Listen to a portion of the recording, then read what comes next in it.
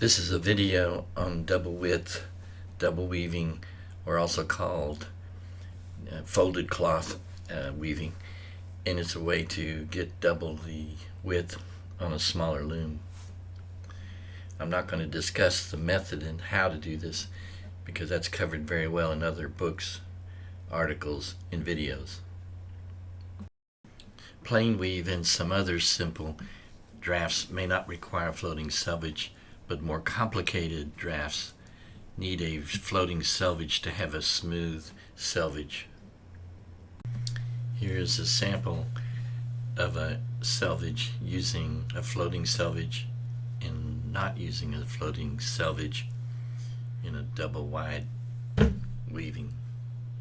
First, hang 2 warps on what will be the free edges of your double width double weave and hang the weights off the back.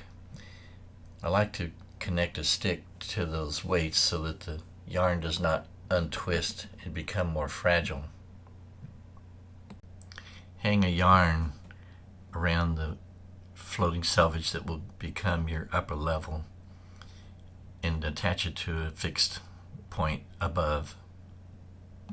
When attaching it, make sure that the floating selvage comes up about 1 inch above the other floating selvage.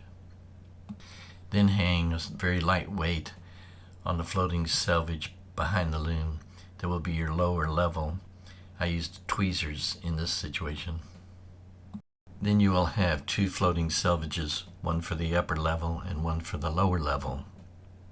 The resulting gap between the 2 floating selvages shown here will be approximately 1 inch, allowing your shuttle to fly between them. I generally do not use temples, but in this situation I like to use temples that are, instead of ones with teeth, I use a clip and hung over those poles that you see alongside the loom. The clips keep the cloth rotating at the same distance around your cloth beam. If you don't, one layer may go faster than the other. It also keeps both layers the same width. You don't want one wider than the other. So I use those clips in this situation. Here you can see the clip holding both layers of the cloth and how we get a nice smooth selvage. Many weavers recommend floating selvage with fishing line on the right hand folded selvage and to be removed later.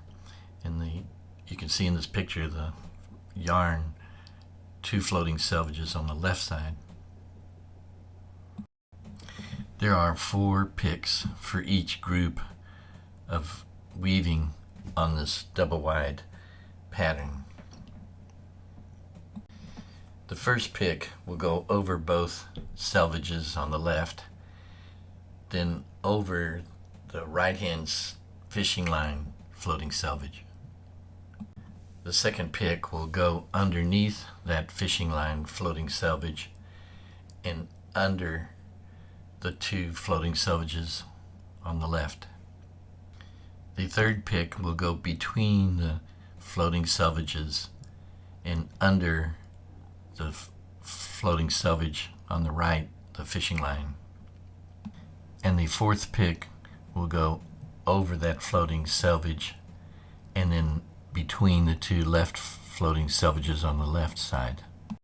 So the sequence is over, over, under, under, between the floating selvages and under, then over, and then back between the floating selvages.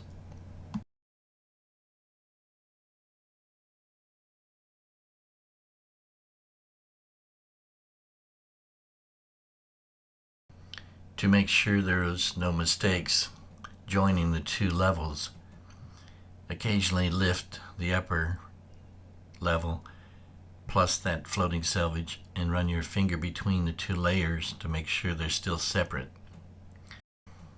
I use a separate treadle attached to that upper layer so that when I can push that one treadle, all warps of the upper level are lifted.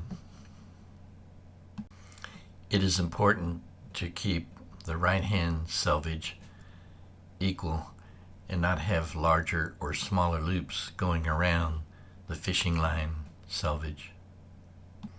Here is a video of example of weaving that double width. Over, over, under, under, between, under, over, between.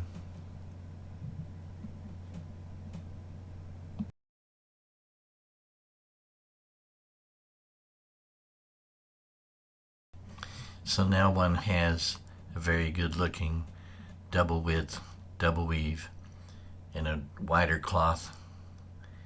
We have a nice even flat folded edge and selvages that are clean and smooth. Thank you.